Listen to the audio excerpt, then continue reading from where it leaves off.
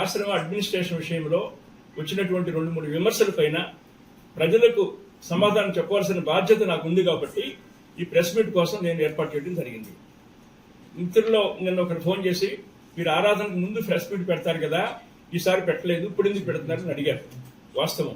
కారణం ఏమిటంటే మనకి ఆరాధనకు ముందు 8వ తారీఖు నాడు, ఆగస్టు 8వ తారీఖు నాడు ఆర్డీఓ గారు మీటింగ్ పెట్టి ఐఎన్పిఆర్ డిపార్ట్మెంట్ ద్వారా రిప్రజెంటేటివ్స్ వచ్చి వాళ్ళు ప్రెస్ నోట్ అంతా చేసి ప్రెస్ కవర్ చేశారు. ఆర్డీఓ గారు కవర్ చేశారు. ఈ chairman of the Ashram festival committee, Ashram festival committee chairman కాబట్టి వారు ప్రెస్ మీట్ పెట్టి జరగబోయేటువంటి కార్యక్రమం తాలూకు వివరాలన్నీ కూడా ఇచ్చి ఏ విధమైన అరేంజ్మెంట్స్ చేశామన్నది కూడా వారు ప్రెస్కి ఇచ్చారు.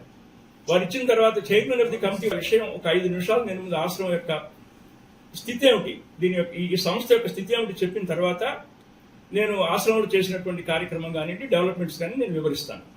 ఈ ఆశ్రమం అనేటువంటిది 1981లో మాస్టర్ ఎక్కిరాల భరద్వాజ్ గారు ఒక ట్రస్ట్ క్రియేట్ చేశారు. దాని పేరు భగవాన్ శ్రీ వెంకయ్య స్వామి హ్యుమానిటేరియన్ మిషన్ అని పేరు పెట్టి ఆయన ఫౌండర్ ప్రెసిడెంట్ గా ఉన్నారు ఎక్కిరాల భరద్వాజ్ గారు. అప్పుడు కొంతమంది లోకల్ మెంబర్స్ ని మతంతో సంబంధం లేకుండా ఇర్రెస్పెక్టివ్ ఆఫ్ వారికి ప్రతికూలంగా ఉత్తర్వులు వచ్చినాయి. తర్వాత వాళ్ళు హైకోర్టుకు వెళ్ళారు. హైకోర్టులో కూడా వాడికి సానుకూలంగా ఏ విధమైన ఉత్తర్వులు కూడా రాలేదు. కాబట్టి ఈ ఆశ్రమ అడ్మినిస్ట్రేషన్లో ఫ్యామిలీ మెంబర్స్కి కానీ లేదా వారసులు అనేటువంటి వాళ్ళకి కానీ చట్టపరంగా ఏ విధమైన హక్కులు లేవనేటువంటిది కోర్టులో నిర్ధారణ అయిపోయింది ఆల్రెడీ. అయిపోయిన తర్వాత ఇది అలా ఉండగా 95లో ఒక కే హరిప్రసాద్ అనేటువంటి వారు ఒక డిస్ట్రిక్ట్ కోర్టులో ఈ ఆశ్రమ మేనేజ్మెంట్ కోసమని ఒక కమిటీ వేయండి మమ్మల్ని అని చెప్పేసి వారు డిస్ట్రిక్ట్ కోర్టులో ఒక పిటిషన్ ఫైల్ చేశారు. ఆ పిటిషన్ ఫైల్ చేసినప్పుడు 95 నుంచి 2006 దాకా కూడా ఆ పిటిషన్ పైన వాదాలు అవన్నీ నడుస్తా ఉన్నాయి.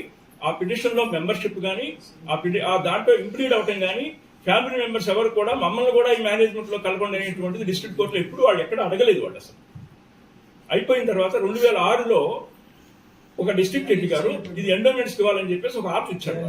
ఇచ్చిన తర్వాత ఎవరైతే ఒరిజినల్ గా 95లో ఒక ఆర్డర్ ఇచ్చారో, ఆ పిటిషన్ వేశారో, వారు 2006లో హైకోర్టుకి అప్పీల్ చేశారు ఇది ఎండోమెంట్స్కి వెళ్ళడానికి వీలు లేదు అని.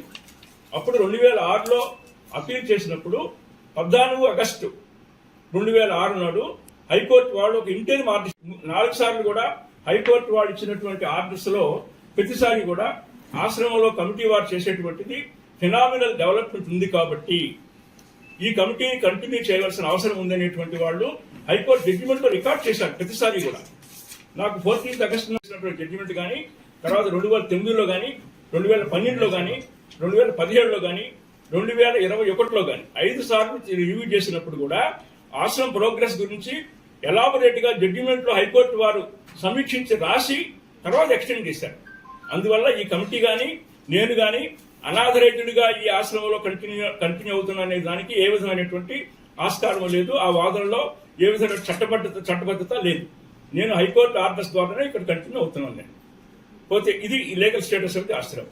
ఇక్కడ ఉన్నటువంటి జిల్లా కోర్టులో కానీ హైకోర్టులో కానీ మేము వారసులం అని ఎవరైతే క్లెయిమ్ చేస్తున్నారో ఈ రోజున వాళ్ళు ఎవరూ కూడా ఈ 2 కోర్టుల్లో హైకోర్టు వారు ఇచ్చినటువంటి ఫైనల్ ఆర్డర్ ఇచ్చినటువంటి కేసులో కానీ అంతకుముందు కేసులో కానీ వాళ్ళు ఏ విధమైనటువంటి ఇంప్లీడ్ పిటిషన్ కూడా వేయలేదు. అసలు వాళ్ళు ఇంప్లీడ్ పిటిషన్ కూడా వేయకుండా నిన్న జరిగినట్టు ఇన్సిడెంట్ మీద నేను వివరాల తర్వాత చెప్తాను మీకు.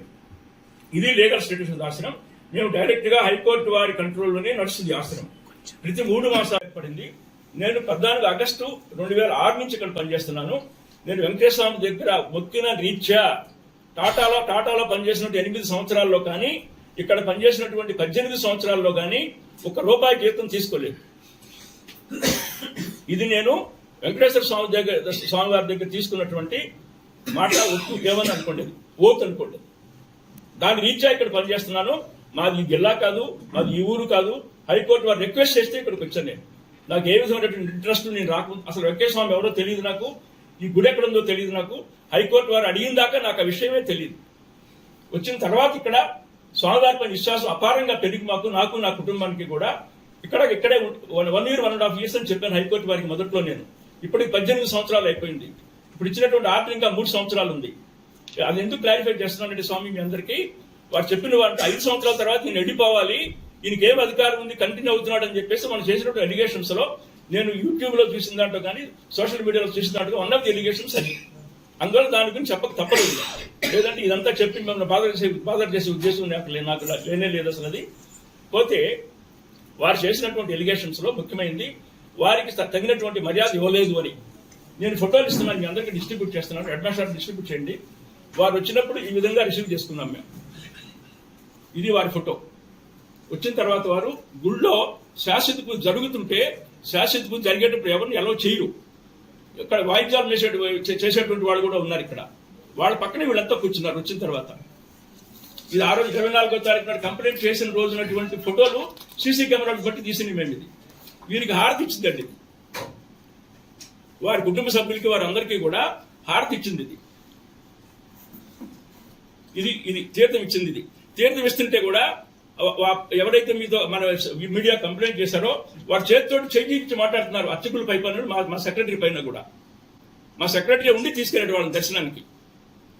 మాకు మర్యాద జరగలేదు అన్నదానికి అది ఎంతవరకు వాస్తవం అనేది తమరు గమనించడానికి ఈ ఫోటోలు తమరందరికీ డిస్ట్రిబ్యూట్ చేస్తున్నాను నేను ఇప్పుడు. ఇది వాటర్ డిస్ట్రిబ్యూషన్ చేస్తున్నారు. ఇక్కడ ప్యాకెట్స్ ఉన్నాయి. మీ అందరికీ ఫోటోలు ఇస్తాం స్వామి. అందరికీ వాటర్ డిస్ట్రిబ్యూట్ చేసినట్టుగా ఇక్కడ 3 పాయింట్లు డిస్ట్రిబ్యూట్ చేశాం క్యూ లైన్లో మేము. భోజనం కూడా మధ్యాహ్నం 3:50 దాకా పెట్టాం, రాత్రి 12:50 దాకా పెట్టినాం. ఆ రోజు రాత్రి భోజనాలు కూడా ఎవరికి ఏ రోడ్డు లేకుండా.